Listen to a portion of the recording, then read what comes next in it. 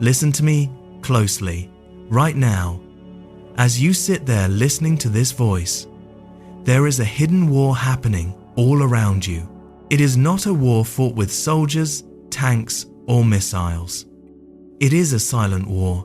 It is fought in boardrooms, in bedrooms, and at dinner tables. The weapons are invisible. They use words, silence, subtle glances, and emotional pressure. And the terrifying truth is, you might be a casualty of this war without even knowing you are bleeding. Have you ever walked away from a conversation feeling foggy? You know something is wrong, but you can't put your finger on it. You question your own memory. You ask yourself, did I really say that? Or am I just being crazy? Have you ever found yourself apologizing to someone when they were the one who hurt you? Or feeling an intense, heavy knot in your stomach whenever a specific person walks into the room? If you answered yes to any of these questions, then I have news for you. You are not crazy. You are not too sensitive. You are under attack. Welcome to Clean Slate Audiobook. In this series, we are going to do something dangerous. We are going to step into the shadows. We are going to explore the forbidden science of dark psychology. Now, I must give you a warning. The knowledge we are about to uncover is powerful. It is the same knowledge used by con artists, cult leaders, and toxic narcissists to control their victims. We are not teaching you this so you can become one of them. We are teaching you this so you can survive them. Think of this as a self-defense class for your mind. We are going to hand you a flashlight so you can finally see the monsters hiding in the dark. Let's wipe the slate clean and expose the truth. To defend yourself, you must first identify the predator. Most people assume that evil looks like a villain in a movie. They expect a scary face, a loud voice, or a violent temper. But in the real world, predators do not look like monsters. They look like the charming CEO who promises to mentor you. They look like the perfect boyfriend who buys you flowers on the first date. They look like the friendly neighbor who always wants to help. Psychologists have a name for this specific group of predators. They call it the Dark Triad. Imagine a dark triangle. Each corner represents a personality type that lacks a conscience. Let's walk through them, one by one. Corner number 1 is the narcissist. We use this word a lot on social media, but true narcissism is a psychological disorder. The narcissist has a grandiose sense of self-importance. Deep down, they are actually incredibly insecure. Their ego is like a balloon, big but empty. To keep that balloon inflated, they need a constant supply of air. That air is you. They need your admiration, they need your attention, they need your praise. To a narcissist, you are not a human being with feelings. You are an object. You are a mirror. As long as you reflect their greatness, they will treat you like gold. But the moment you stop clapping, the moment you criticize them, the mask falls off. They will punish you with a rage that is disproportionate to the situation. Their weapon is entitlement. They truly believe they are special, and the rules do not apply to them. Corner number 2 is the Machiavellian. This name comes from the Italian philosopher Niccolo Machiavelli, who wrote the book The Prince. Machiavellians are not emotional like narcissists. They are cold, they are calculating, they are strategic. They view life as a game of chess. To them, other people are just pawns. A Machiavellian will lie to your face, not because they are angry, but because it is useful. They will befriend you, extract information from you, and then stab you in the back to get a promotion, without ever raising their pulse. They don't have a conscience, they have a goal.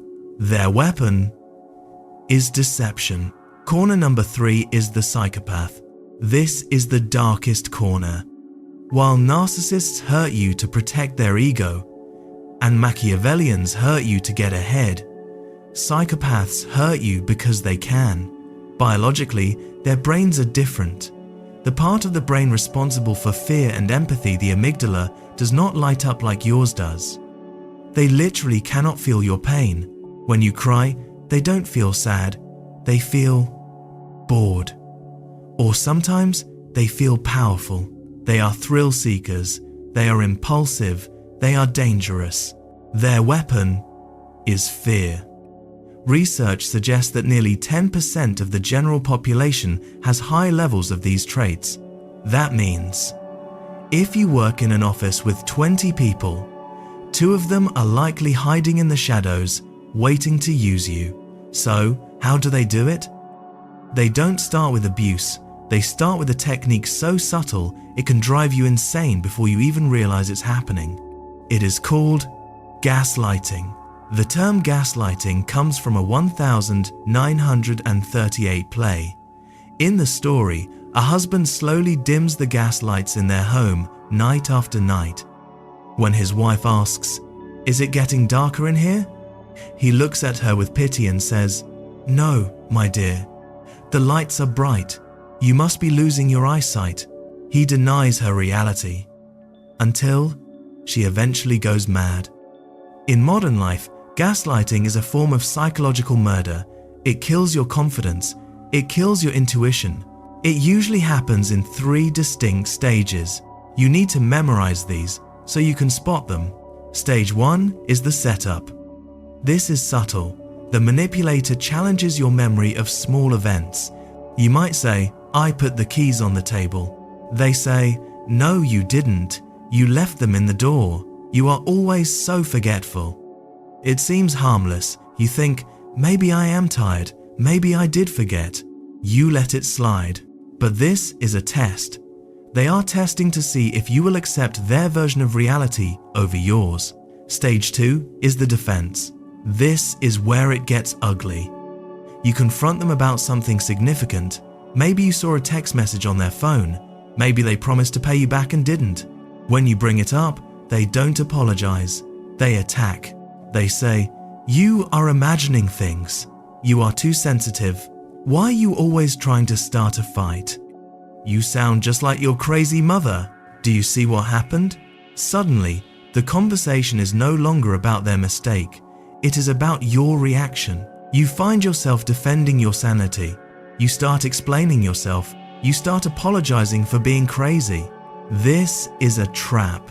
The moment you start defending yourself, you have already lost. Stage 3 is the depression. This is the final stage. After months or years of this, you stop fighting. You stop trusting your own mind. You become a shell of your former self. You look to the manipulator to tell you what is real. You ask them, "Am I allowed to be angry at this?" You have handed over the keys to your reality. You are now their puppet. So, how do you fight back? How do you defeat a master gaslighter? Listen to me clearly. You cannot defeat them with logic. You cannot argue with a gaslighter because they do not care about the truth. If you show them video evidence of their lie, they will say the video is fake or that you misunderstood it. Arguing only drains your energy. The only way to defeat a gaslighter is to disengage and document. The moment you feel that fog, stop talking. Do not try to convince them. Instead, start writing. Keep a reality journal. Write down exactly what happened. Write down the date. Write down the time. Write down exactly what was said. At 5 p.m., he said he would pick up the kids. At 7 p.m., he claimed he never said that. Your journal is your anchor. When they try to rewrite history, you open your journal, you read it, and you say to yourself, "I am not crazy. I know what happened." You don't need their agreement to know the truth. Your reality is yours. Protect it. Gaslighting is just the beginning. It is how they break your shield. Once your shield is down, they begin the emotional invasion. They use weapons that feel like love, but act like poison. They use love bombing to hook you. They use guilt tripping to bind you. They use the silent treatment to punish you. In part 2 of this series, we are going to open their arsenal. We are going to deconstruct these emotional traps. And I will teach you the exact phrases to say to shut them down instantly. You are not a victim anymore. You are waking up. In part 1, we talked about how a manipulator breaks your mind using gaslighting. They make you doubt your reality, but that is only the first step. Once they have broken your shield, they need to put chains on you. They need to make sure you never leave. To do this, they do not attack your logic, they attack your heart. They target your deepest human needs. Your need to be loved, your need to be a good person, and your fear of being abandoned. Welcome back to the operating table. In part 2, we are going to open the manipulator's emotional arsenal. We are going to examine the 3 most powerful traps they use to bind you to them, and I am going to teach you exactly how to cut the strings. Weapon number 1 is called love bombing. This is the most dangerous weapon because it feels amazing. When you meet a normal person, trust builds slowly. You get to know each other over months. But when you meet a manipulator, everything is in fast forward. They don't just like you, they are obsessed with you. Within a week, they are telling you that you are their soulmate. They say things like, I have never felt this way about anyone before. You are the only person who understands me. We are destined to be together. They text you constantly, good morning, good night, every hour in between. They buy you expensive gifts. They plan lavish trips. They put you on a pedestal so high, you get dizzy. Why is this dangerous? Who doesn't want to be adored? Here is the secret. Love bombing is not about affection, it is about addiction. Biologically, they are flooding your brain with dopamine and oxytocin. They are getting you high. They are turning themselves into a drug that you cannot live without. And, just like a drug dealer, the first few doses are free. But once you are hooked, once you are emotionally dependent on their validation, the supply stops. Suddenly, the texts stop coming. The compliments turn into criticisms. The perfect soulmate becomes cold and distant. You panic. You think, what did I do wrong? How do I get that magic feeling back? You start chasing them. You work harder to please them. You have fallen into the cycle of abuse. Idealize, devalue, and discard. The defense. How do you protect yourself from love bombing? You must look at the speed. Real love is a slow burn. Manipulation is a forest fire. If someone is treating you like an idol after 2 dates, that is not passion. That is a red flag. When you feel that rush, hit the brakes. Tell them, I want to take things slow. Watch how they react. A healthy person will respect your pace. A love bomber will get angry or try to push you. If they try to rush you, run. Weapon number 2 is guilt tripping. Love bombing is the hook, guilt tripping is the cage. Manipulators view relationships as a transaction. They keep a scoreboard that you can never see. They do nice things for you, not because they care, but because they want leverage. They are buying guilt points to use later. When you try to set a boundary, or when you try to say no, they cash in those points. They say, after everything I've done for you, this is how you treat me? I sacrificed my career for you. I worked overtime just to buy you that gift. Suddenly, you feel like a terrible person. You feel selfish, so you say yes, just to stop feeling guilty. There is another version of this called playing the victim. If you confront them about their bad behavior, they immediately act hurt. You say, please stop yelling at me. They say, oh great, now I'm the bad guy. I guess I can't do anything right. Maybe I should just disappear. See what happened? They didn't address the yelling. They made you feel guilty for bringing it up. The defense. You must understand one universal truth. Guilt is not a reason to say yes. You do not owe anyone your obedience just because they did you a favor that you didn't ask for. When they try to make you feel guilty, recognize it as a tactic. You can say, I appreciate what you did for me, but that does not give you the right to mistreat me. Refuse to accept the guilt. Return it to sender. Weapon number 3 is the cruelest of all. The silent treatment. Love bombing addicts you. Guilt binds you. The silent treatment punishes you. This is not the same as needing space. When a healthy person needs space, they say, I am upset right now. I need an hour to cool down, and then we can talk. That is communication. The silent treatment is different. It is stonewalling. You have a disagreement, and suddenly, they vanish. They stop answering your calls. They leave your texts on read. If you live together, they walk past you like you are a ghost. They look right through you. Why do they do this? Neuroscience tells us that being ignored activates the same part of the brain as physical pain. Social rejection feels like being punched in the stomach. They know this.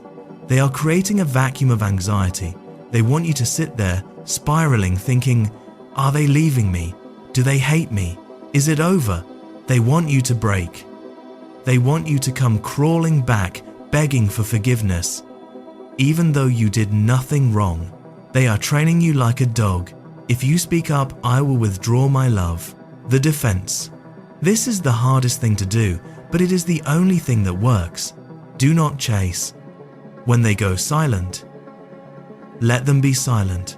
Do not double text. Do not call them crying. Do not apologize just to end the tension. Treat their silence like a vacation.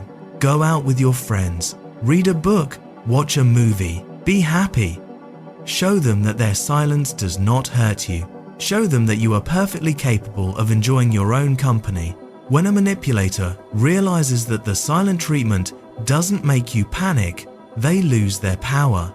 They will eventually come back, acting like nothing happened. And when they do, you must set the boundary firmly. I will not be in a relationship with someone who shuts me out. If we have a problem, we talk. If you disappear again, I will disappear for good. Love bombing, guilt tripping, the silent treatment. These are the chains they use to keep you trapped in their web. But now, you have the wire cutters. You know that instant love is a trap. You know that guilt is a weapon. You know that silence is a bluff. But there is one more layer to this game. Manipulators don't just use emotions. They use psychology to trick your brain into making bad decisions. They use scarcity. They use authority. They use reciprocity. In part 3, we are going to look at the traps of influence. We are going to leave the relationship dynamic and look at how the world marketers, scammers, and toxic bosses hacks your decision-making process. Stay with me. We are just getting started. We have explored the dark side of love. We have explored the dark side of family. Now we step out into the cold, hard world. We are going to talk about dark influence. This is the psychology used by scammers, aggressive salespeople, and toxic bosses. They don't want your heart, they want your compliance, they want your money, and they want your labor. They use specific glitches in the human brain to bypass your logic and force you to say yes when you really want to say no. In part 3, we are going to expose the 3 invisible strings they use to control your decisions. Trap number 1 is called false scarcity. You have seen this 1,000 times. You go online to book a hotel room. A red flashing light says, "Only 1 room left. 15 people are looking at this right now." Your heart rate goes up. You panic. You book the room immediately. Or you walk into a store and the salesman says, "This offer ends today. If you walk out that door, the price goes up." This is artificial urgency. Humans are biologically wired to fear loss more than we desire gain. In ancient times, if you missed out on the last piece of food, you died. Manipulators know this. They hack your evolutionary fear of missing out. They create a fake ticking clock in your head. When you are in a state of urgency, your critical thinking shuts down. You stop asking, "Do I need this?" and you start asking, "Can I grab this before someone else does?" Scammers use this on the phone. Your bank account has been hacked. You must transfer the money now or you lose everything. They don't give you time to think, because if you thought about it, you would realize it's a lie. The defense. How do you beat scarcity? You beat it with time. Whenever someone tells you that you must decide right now, the answer is always no.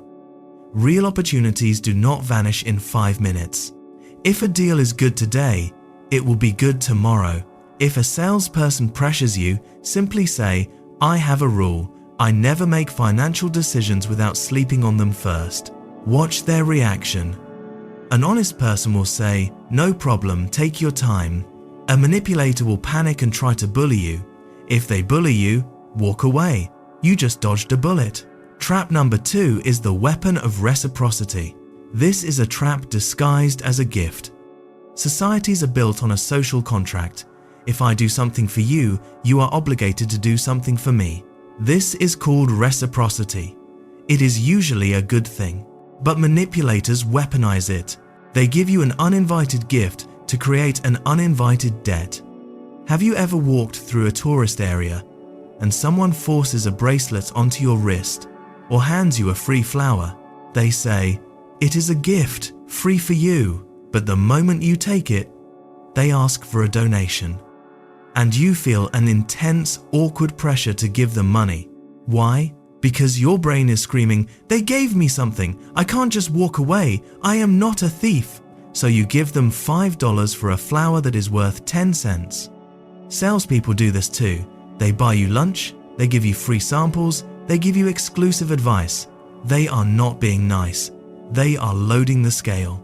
They want you to feel so uncomfortable with the debt that you will buy their product just to relieve the tension. The defense. You must learn to reframe the situation. When a manipulator gives you a free gift, realize that it is not a gift. It is a sales strategy. It is bait. Do you feel guilty when a fisherman puts a worm on a hook? No. So do not feel guilty when a manipulator gives you a free sample. You can accept the gift and still say no to the request, or better yet, refuse the gift entirely. No thank you. I do not accept things I did not ask for. Break the cycle of debt before it starts. Trap number 3 is the door in the face. This is a classic negotiation trick used to make you agree to things you don't want to do. Here is how it works.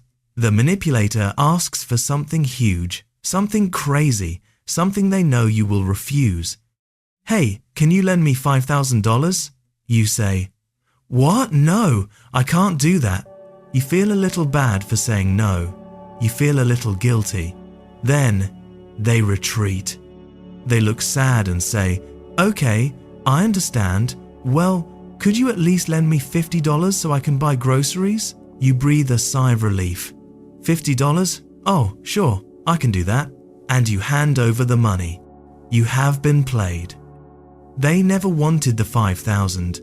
They wanted the $50 all along. But if they had asked for $50 straight away, you might have said no. By asking for the huge amount first, they created a contrast effect. Compared to $5,000, $50 feels like nothing.